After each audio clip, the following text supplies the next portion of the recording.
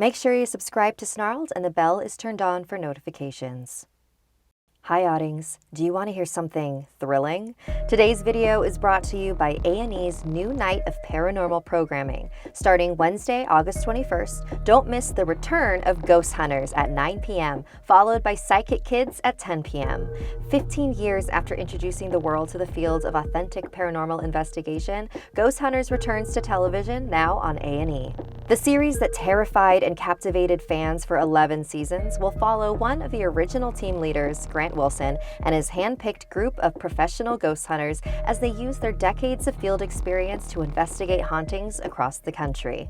Engaging forensic experts, historical records, and the most innovative technology available, the new squad will help everyday people who are struggling with unexplained supernatural phenomena. Psychic Kids will follow Ghost Hunters with all new episodes featuring past psychic kids from the original show, who are returning as successful adults to empower a new generation of young psychics. They will spend time with the children and their families to assist them in taking control of their paranormal abilities, as well as showing them the remarkable power of their immense gifts. Be sure to tune in to A&E as the network returns to paranormal programming on Wednesday, August 21st, with Ghost Hunters at 9 p.m. and Psychic Kids at 10 p.m.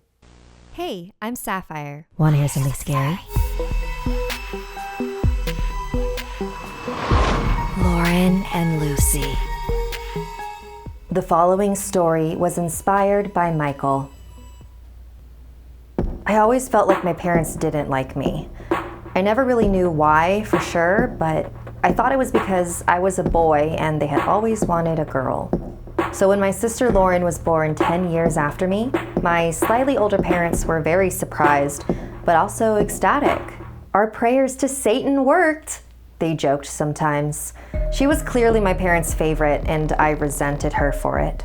On top of that, she was a creepy little kid, always sneaking up behind me, trying to scare me, or staring at me for no reason. And she had this annoying imaginary friend. Before Lauren did anything, she had to ask Lucy if she had his permission. I had always thought imaginary friends were a kind of coping mechanism for loneliness, but Lucy seemed kind of mean. I thought it was weird that Lauren would create an imaginary friend that seemed so unpleasant. But Lauren was a weird kid. So on her 6th birthday, we visited a very expensive theme park and stayed at the lavish hotel nearby. My parents pulled out all the stops for this trip. They bought her tons of souvenirs from the gift shop, hats, shirts, a fancy collectible letter opener and coin, even a giant stuffed animal of Padraic, the theme park mascot. Meanwhile, I turned sweet 16 at home with no fanfare. Anyway, after our first day at the park, we settled into our rooms. My parents were staying in the room connected to us, and Lauren and I had a room all to ourselves. And Lucy, I guess. I was ready to curl up with my book on my bed. Lauren was on the other side of the room, playing with her brand new toys and mumbling to herself, as usual. I was so focused on my book that I was able to completely tune Lauren out. But not for long. After a few minutes, I could hear her breathing heavily right by my bed. I told her to go away and play on her own, and she did. Then another few minutes went by and she was right back at my bed. She looked kind of scared, but I was so annoyed that I didn't care. Ugh, can you please just go away? I shouted at her. Her face contorted into a frown as she headed back to her side of the room again. She continued mumbling to herself, even louder this time. 5, 10, maybe 15 minutes had passed and I was deep in my book. Then I heard Lauren near me again. No, I'm not going to do it. Stop it. No! I looked up from the pages and she was standing right by my bed again, holding her sharp souvenir letter opener over my head.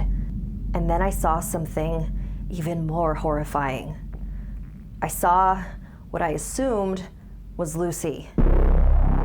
He was a hideous, scaly humanoid creature, hovering behind my sister like a puppet master, controlling a marionette. I could see the pain in Lauren's eyes as she was trying to fight Lucy's grip. And suddenly, it all made sense to me. All her odd behavior, she wasn't trying to hurt me. She was trying to do the opposite. Waves of guilt rushed over me, and I regretted hating my sister for so many years. Just as I was about to grab the letter opener from her hands, she said, "Take me instead!" and the blade plunged into her tiny body. I began screaming my head off, and my parents rushed into the room. They saw me hovered over my sister's bleeding body, and their already existing disdain for me became even more apparent. I tried to explain that I didn't do it and that it was all Lucy's fault and their fault for selling their soul to Lucifer in the first place. But it was no use trying to explain. So that's why I'm here, locked away. No clue for how long. My parents never visit. They finally got rid of me, just like I'm pretty sure they always wanted. But they also lost their little girl. And honestly, I'm a little worried that they're gonna try for another one again.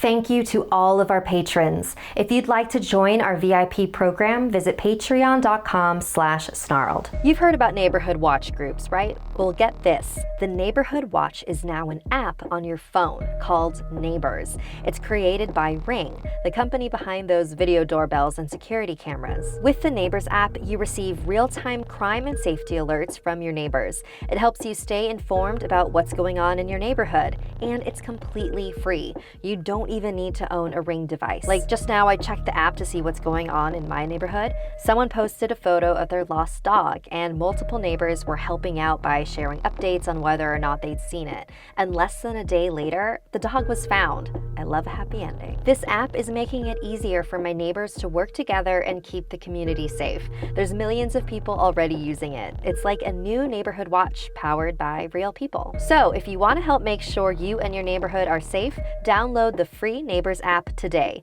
Go to ring.com/scary to download from iOS or Android app stores. Want more Something Scary? You can hear more stories over on the Something Scary podcast, available for free on Apple Podcasts or wherever you listen to your favorite shows. The links are in the description below.